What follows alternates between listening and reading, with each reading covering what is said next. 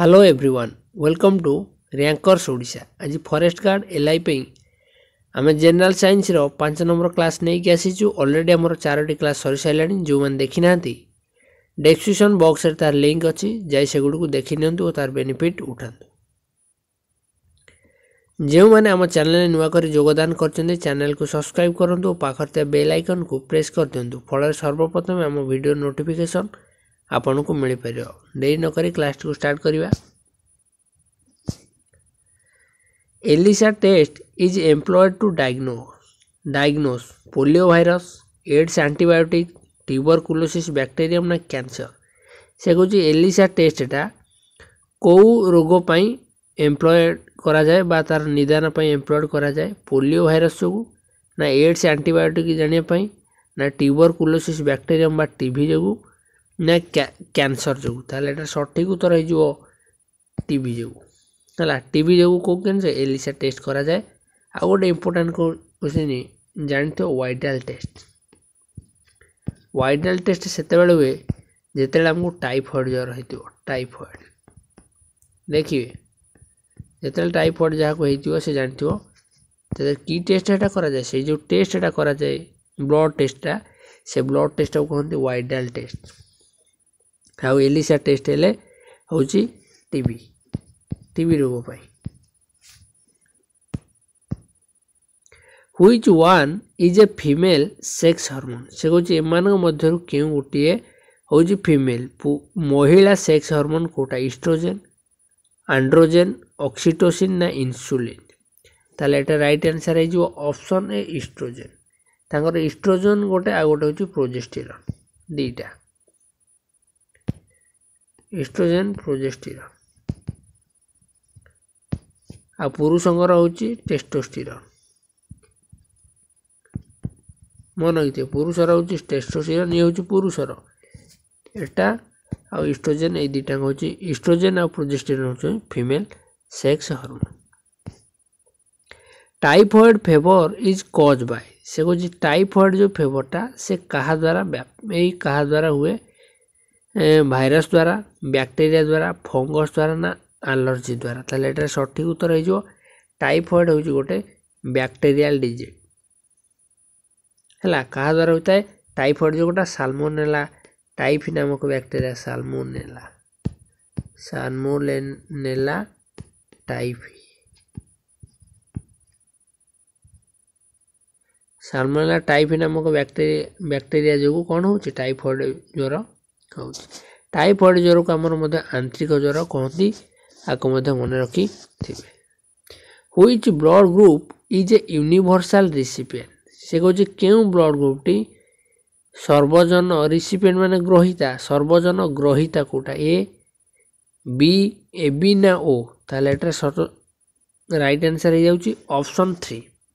A B हूँ सर्वजन ग्रहिता माने समस्त ग्रहण करियो रक्त आउ किंतु सर्वजन दाता यूनिवर्सल डोनर ये हूँ यूनिवर्सल डोनर सर्वजन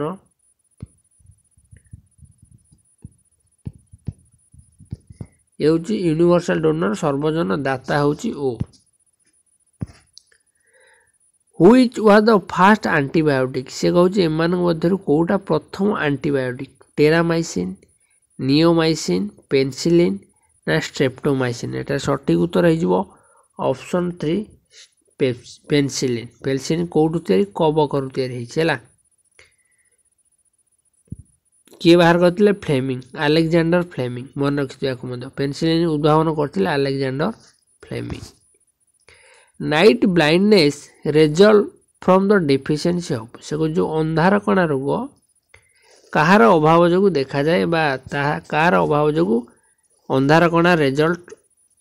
आमर डेफिशिएंसी देखा जाए ग्लूकोज जो विटामिन ई जो ना विटामिन B2 जो ना विटामिन ए जो ताले अंधार कणा रोग हुए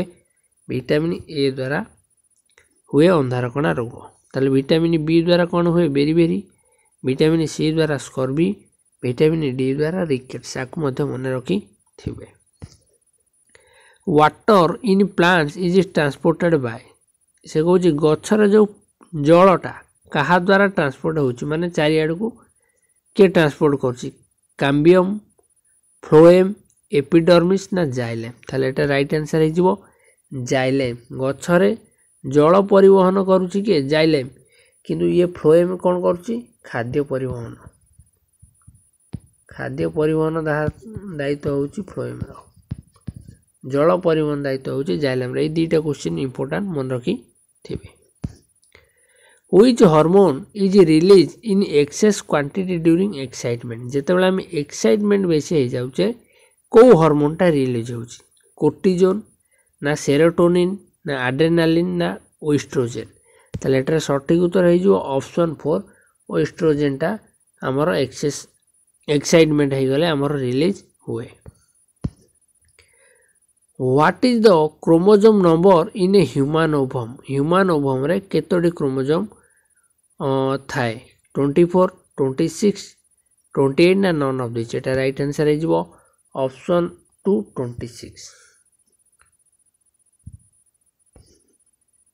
Which organ of the body never rest से कोजी आम शरीर को ऑर्गन टा केबे भी विश्राम निये नहीं आए तो विश्राम निये पैनक्रियाज लिवर ना हार्ट ताले एटा राइट आंसर है जो ऑप्शन 4 हार्ट हृदय केबे भी रेस्ट निये नहीं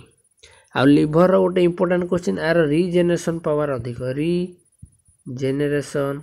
पावर कार लिवर रीजेनरेशन पावर अधिक तेणु मन रखते लिवर रीजेनरेशन माने लिवर जदि नष्ट हो से पुणी तैयारी हो जदि तार बेसी अंश नष्ट हो गला से तैयारी हो किंतु हार्ट जदि कोन सॉरी जदि ब्रेन रो कोन अंश छिंडिला ताहले से आउ भल होबार चांस कम the presence of what distinguishes a plant cell from an animal cell से गोजी एनिमल सेल ठार गोटे प्लांट सेल को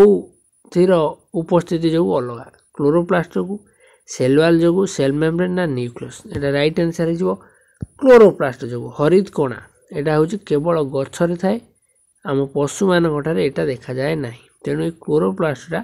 अलग करूची प्लांट सेल और एनिमल सेल को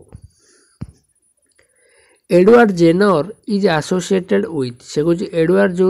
जेनर कहा सहित संबंधित कलेरा रोग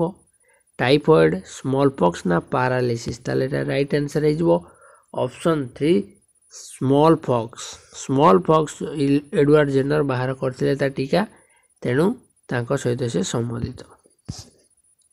the scientist who explain about blood circulation for the first time was से कहूची ब्लड सर्कुलेशन विषय किए प्रथम फर्स्ट टाइम कहिदिले बा एक्सप्लेन करदिले Antonie van Leeuwenhoek William Harvey Gregor Mendel ना रोनाल्ड रॉस ताले एटा राइट आंसर हे जिवो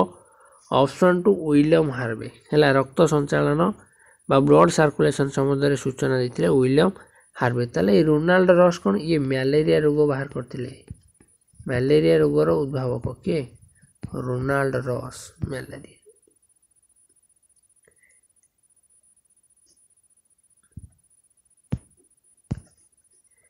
इन a human body the longest bone is in the से कहूँ आम शरीर केउठारे लॉन्गेस्ट बोन टा थाए वर्टिकल कॉलम रे ना थाए रे रिबकेज ना आर्म रे एटा राइट आंसर होची ऑप्शन 2 थाए जंघरे हमर लंबा हाड़ थाए ता ना होची फीमर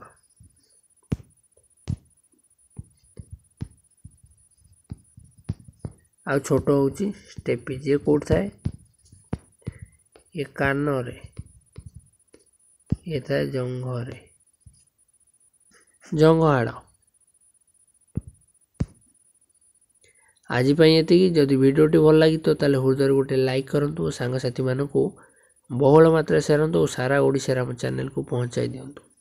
फल समस्त जो यार बेनिफिट उठाई पारे आज ये पुणी देखा नेक्स्ट क्लास रे धन्यवाद।